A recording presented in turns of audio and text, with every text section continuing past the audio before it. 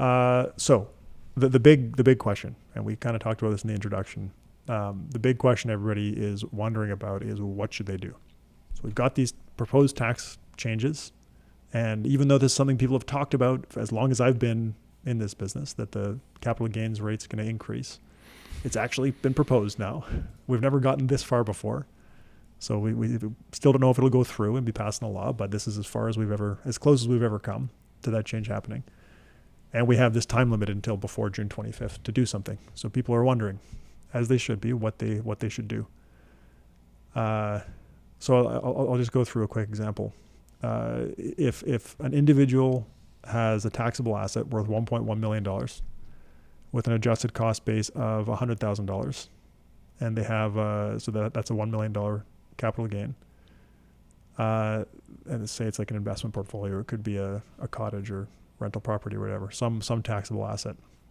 Paying the capital gains tax on that asset prior to June 25th would result in about $268,000 of tax at the top rate in Ontario. So that means we're assuming there's a $1 million capital gain and this person also has other income that pushes them to the top rate. So before June 25th at the old 50% inclusion, that's a $268,000 tax bill. After June 25th, so same tax year, they sell the same asset on June 25th, I guess they sell it because it's on or after. They would owe $335,000 in tax as opposed to $268,000. So it's a big jump for sure, but it's not obvious still, as we've alluded to a couple of times, that everyone should just be selling their assets before June 25th. It does lower the tax bill today, but it also means that you have to pay that tax bill today, not literally today, but next April when you file your taxes for 2024. If you're planning on selling an asset soon anyway, sure, sell it on June 23rd instead of June 26th. If you're planning on selling it this calendar year, say, or if you're planning on selling it in June, it's better to do it on 23rd than 26th. But if you were not planning on selling the asset in the near term, it's a lot less obvious that hurrying up to sell it makes sense. It can still make sense in some cases, but it's just not as obvious. The reason is that deferring that tax bill into the future, even knowing that there's going to be a higher inclusion rate in the future, can still make sense because there's an opportunity cost to paying that tax bill now as opposed to deferring it far into the future. And the opportunity cost is going to be a function of your expected returns. So it depends what the money's invested in or what the tax bill, the money that you pay the tax bill with would be invested in, I guess. And it's going to depend on your tax rate as well. So this is what we've been feverishly modeling for both individuals and corporations since this news came out. And it's been interesting. The way that we've set up our modeling is with a break-even number of years. So it's like you're better off deferring the gain rather than realizing it immediately at this number of years. I don't know if break-even is the right description, but anyway. So back to the example of the $1 million capital gain, assuming 100% equity expected return, the break-even's like 7 or 8 years, depending on a couple of other assumptions that you can make. So that means that if you're planning on holding the asset for 7 years or 8 years or whatever it is, or longer, then you would actually rather continue holding the asset and not prepay the tax at the current lower rate. So that was an interesting finding. Do you guys have anything to add before I keep going? No, and like you said, it's going to be a function of the assumptions you use on the returns, right? And obviously we don't know what tax rates are going to be in the future. We don't know what inclusion rates are going to be in the future either. So the trade-off is, I think, and you've pointed this out in different topics before, Ben, but there's some tax certainty as well. True. That can be considered, right? Because if you sell today, you at least know what the rates are today and what the inclusion rate is today. But if you run this modeling and it says, yeah, you got to hold off for 7 years, there is some tax risk there too. Like what if the inclusion rate goes up to 100% by then, right? Or top marginal tax rates have, or it could go back down. That's it. So we don't know. So there is a trade-off between certainty and uncertainty, despite what the math says. But I think it's really fascinating that paying more tax later can still be, better than paying less tax today. And it's just a function of those assumptions that you're going to use, right? Yeah, it's really just the opportunity cost, which is a function of your future tax rate and your expected return, I think. Yep. So far we've ignored AMT, and people might be wondering what that means. A lot of people might be, because I posted about this on Twitter, and there were a few people that said, like, I've been interested in tax and investing for years, and I had no idea that there was an alternative minimum tax in Canada. AMT means alternative minimum tax. Now, in the examples that we talked through a minute ago, we assumed the highest marginal rate in Ontario, which means that the person had other sources of income, a large amount of other sources of income, and then they had this large capital gain. Usually AMT is not going to come into play there. Where AMT is going to matter a lot is if someone has low or no sources of other income and a large capital gain. And I'll explain why that's true in a second. So personal tax returns in Canada have two parallel tax calculations. So they run side by side. There's the regular tax calculation and the AMT calculation. If AMT exceeds regular tax, you pay AMT. And the calculation for AMT is actually pretty simple. There's an adjusted taxable income calculation. The adjustments are, that's why I said relatively simple, because the adjustments are a little bit complicated. Then you subtract a basic exemption, and the budget has proposed a change in that as well, so we'll talk about that. And then you apply the AMT rate. So you calculate your adjusted income, subtract an exemption, multiply by the AMT rate. If that number exceeds your regular federal tax bill, you pay AMT. And the mechanism is really like, however much AMT exceeds your federal tax bill by, the excess is AMT that gets added to your tax bill. Yep. Budgets 2023 and 2024 have both proposed changes to AMT. The 2023 proposals have not become law yet. So the 2024 proposals are also changing some of those 2023 proposals. It's very confusing, honestly, in terms of like what's been actually passed in the law and what hasn't. Mm-hmm. But as of today, there's been no change to AMT for quite some time, right? So as you mentioned, 2023, they proposed some changes. Nothing happened. The new budget makes changes to the 2023 proposals. But as of today, of recording this on May 1st, there hasn't been there's no difference in AMT today versus, say, 3 or 4 years ago. Correct.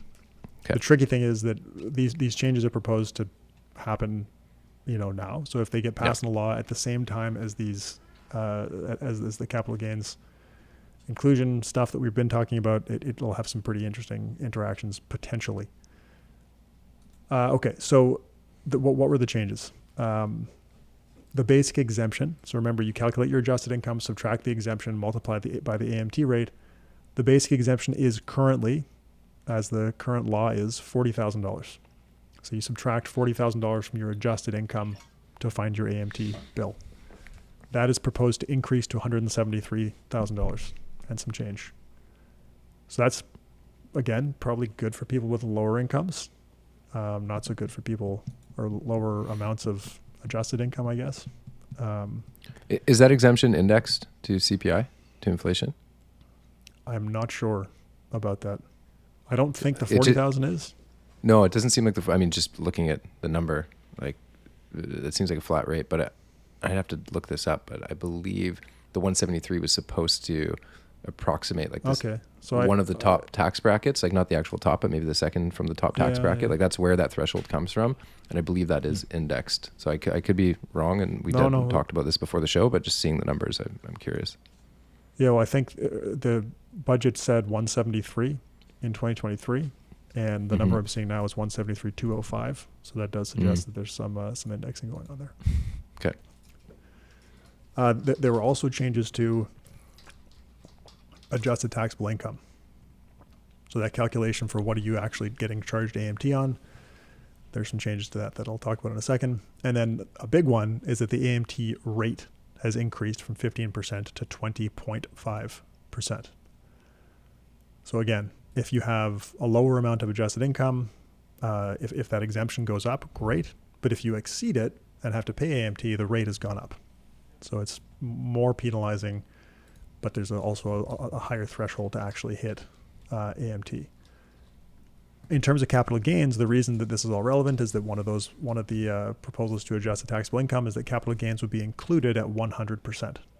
So remember, for regular tax, it's currently 50%, proposed to go to 67%.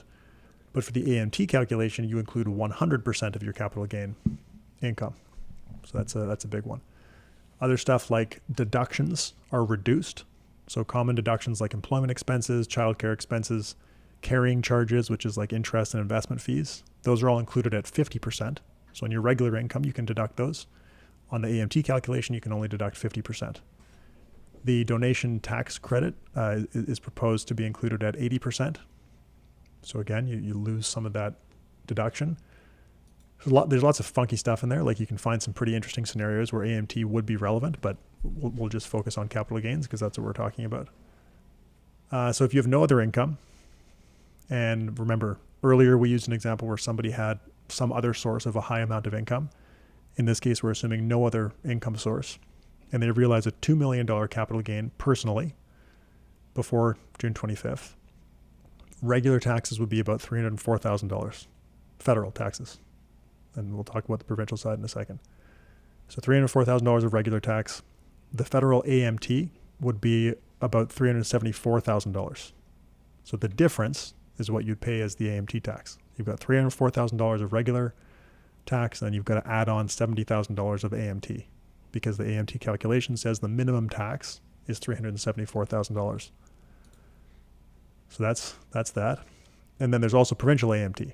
And the way that's calculated is generally just a set percentage of federal AMT. So for BC, for example, AMT is 33.7% of the federal AMT. So of the $70,000 in that previous example. Ontario drives me nuts with the surtax. Ontario's tax calculation is crazy. Let it out, Ben. Let it out. It's honestly like modeling it is just not fun. But instead of just doing a fixed percentage, it's like there's a percentage, like it's 33.67% for Ontario, but then they also charge surtax on the AMT, and it makes the whole calculation for Ontario tax super confusing. And then Quebec has a separate AMT calculation altogether. So they do it Yep. Didn't you open this by saying calculating AMT is relatively simple? Generally.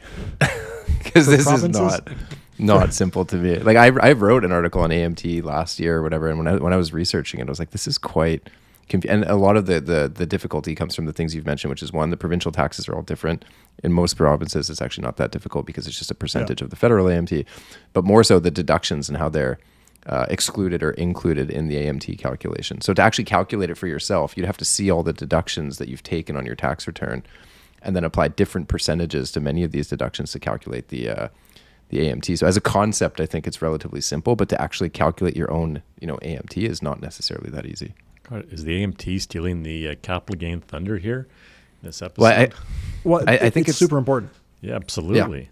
Yeah. But you'll hear why in a second, why it's important specifically to capital gains. Like we're not just going off on an AMT tangent here. There's this comes back to capital gains in a very... That's my point. Like it's very rare that you dig into details on AMT like this. Mm-hmm. Yeah. So I didn't put this in my Twitter thread, but I almost did, and I just ended up taking it out because I didn't like it. But I wrote that AMT is having a moment. It's like in this specific case right now, AMT is super relevant. Usually it's somewhat obscure, but because there's this incentive to realize capital gains before June 25th, and because of the proposed changes to AMT for the next couple of months, whatever it is, not even, is going to be super important for people to understand.